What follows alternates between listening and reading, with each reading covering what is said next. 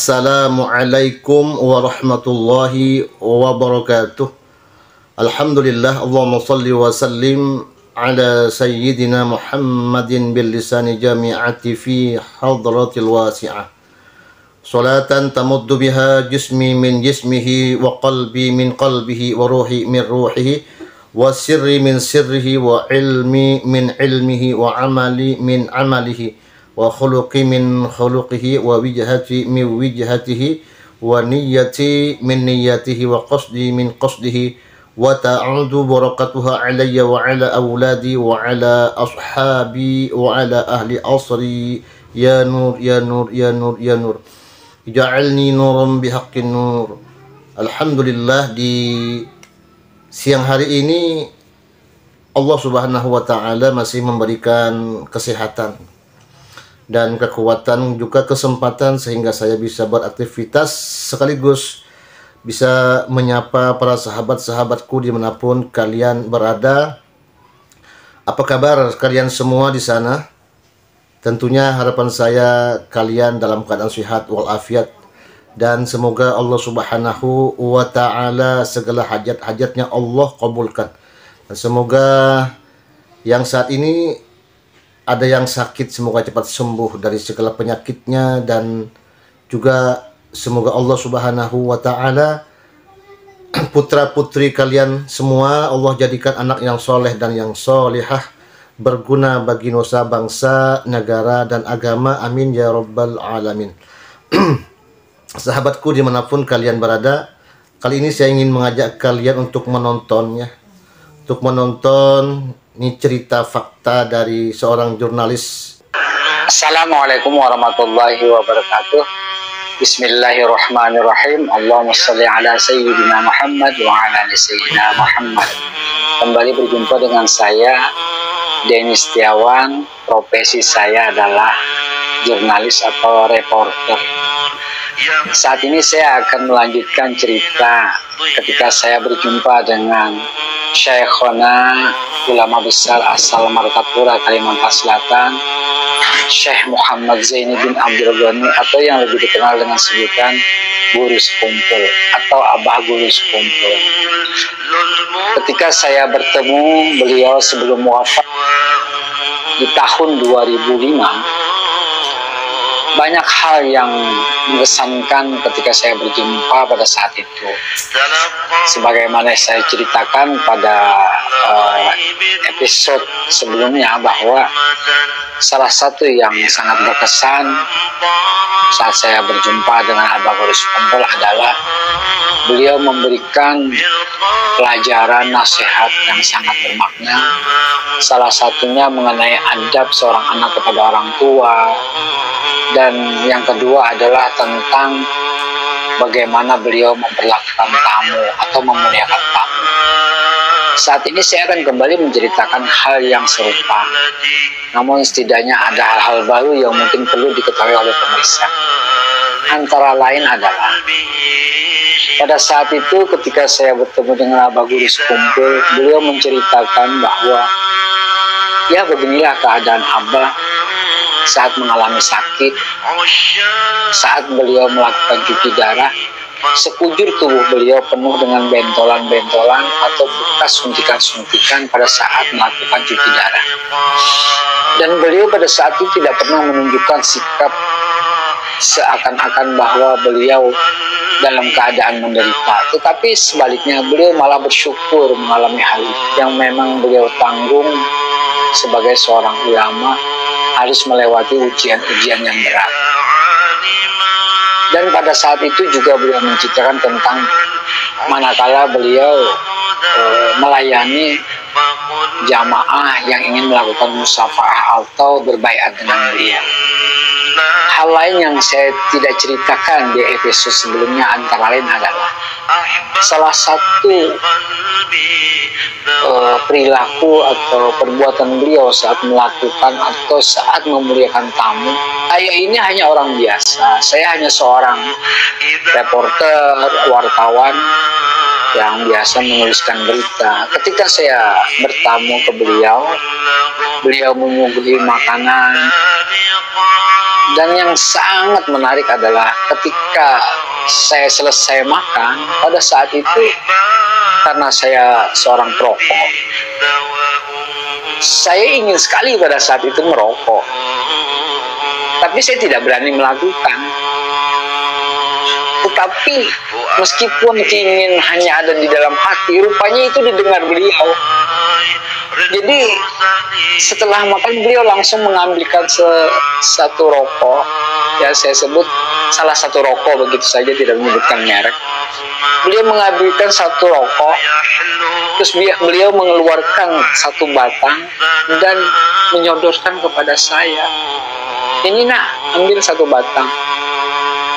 Bayangkan, saya sebenarnya tidak mengatakan apa-apa, hanya ada di dalam hati berkeinginan ingin merokok. Beliau langsung mengambilkan rokok dan langsung mengeluarkan satu batang. Ayo nak, ambil. Saya terkaget, langsung ambil sebatang karena saya merasa ini satu kehormatan yang luar biasa, walaupun saya tidak berani melakukan. Setelah saya mengambil sebatang rokok, saya tidak berani menyalakan rokok ini, saya diamkan saja begitu.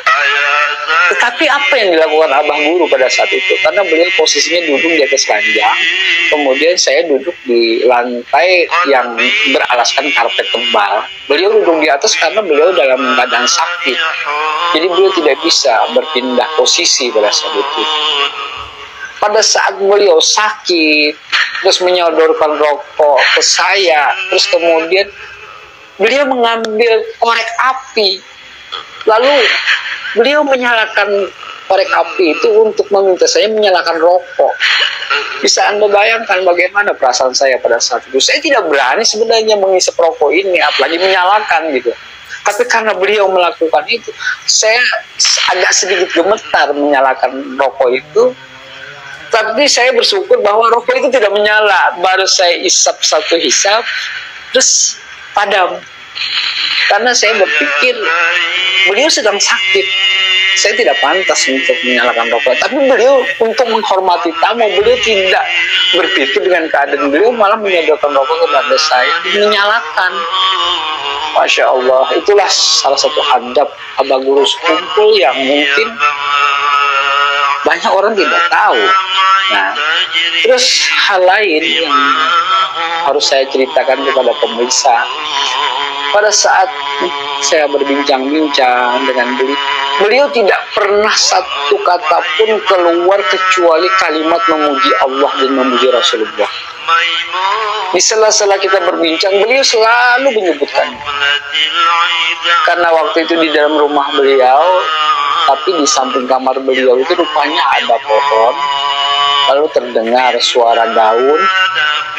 Beliau langsung ngomong, Allahu Akbar, Masya Allah, luar biasa Allah, Maha besar Engkau ya Allah. Begitu dia terus ngomong.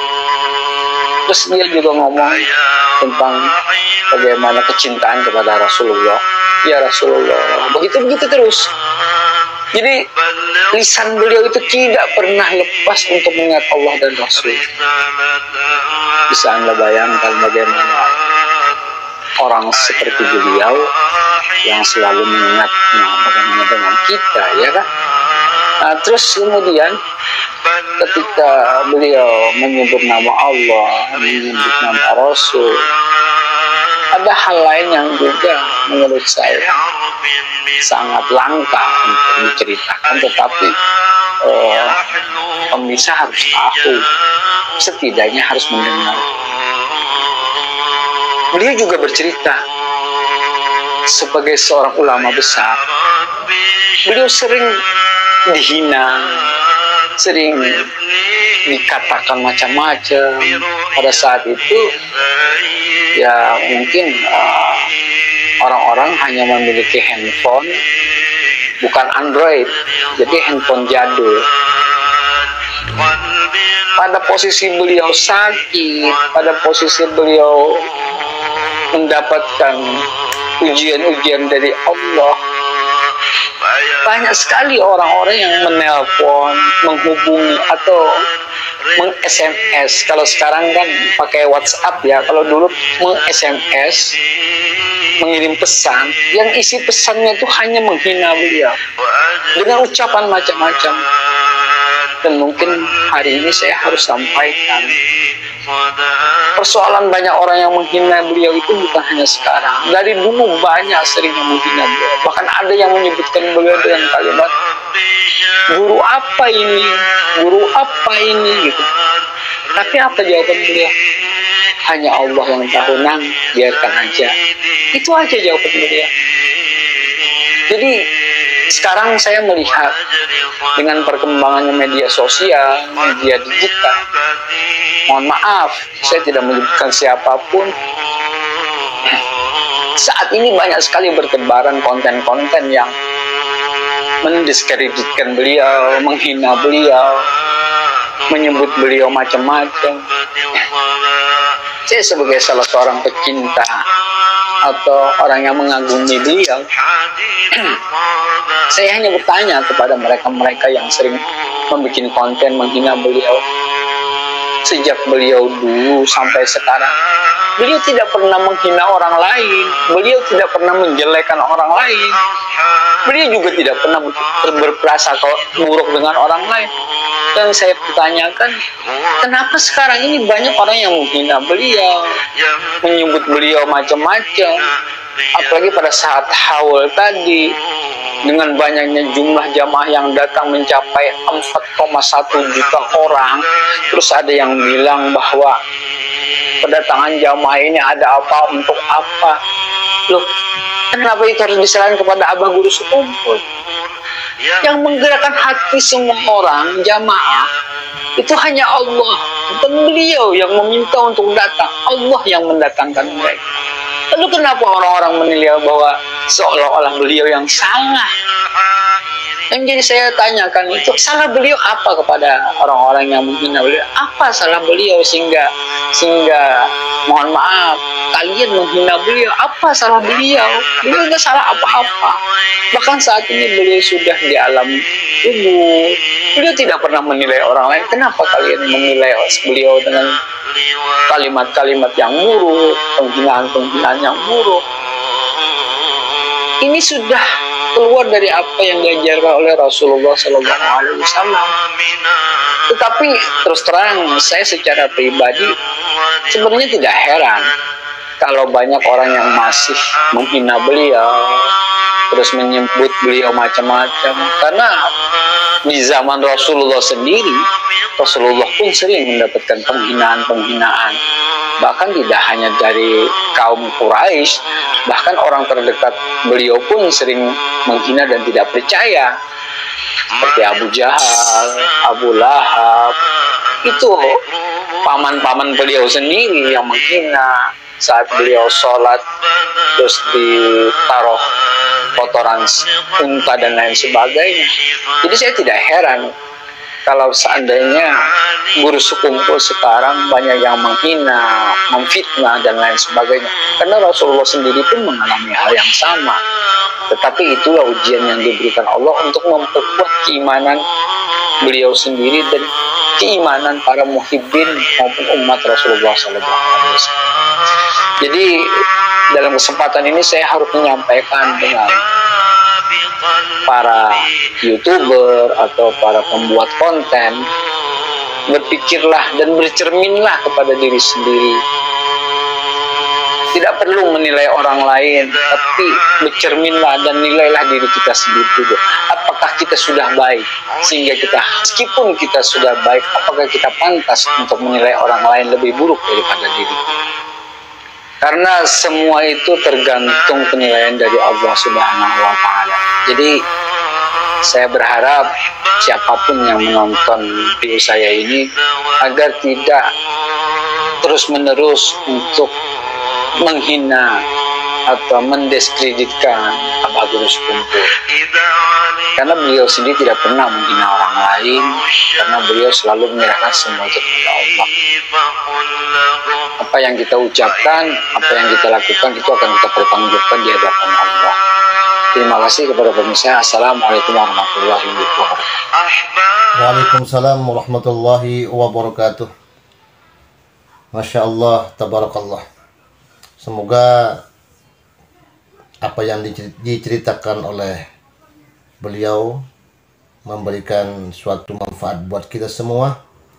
Dan bagi para muhibbin, tetap semangat dan jangan sampai kita lentur untuk mencintai para ulama dan para habaib, dan juga wabil khusus kepada abah guru kita sekumpul ya. Tetap semangat, apapun yang kita dengar saat ini, kita lihat saat ini juga ya, banyak tuh di media sosial, termasuk ya macam-macam dari situ kawannya. Namun kita para muhibbin tidak akan berubah, tetap mencintai abah guru sekumpul, dan tetap kita menteladani insyaallah apa-apa yang telah dinasihatkan oleh beliau kepada kami semua. Tetap kami ta'zim dan mohon maaf yang sebesar-besarnya jika terdapat hal yang kurang berkenan. Oke, saya akhiri. Wassalamualaikum warahmatullahi wabarakatuh. Sampai jumpa.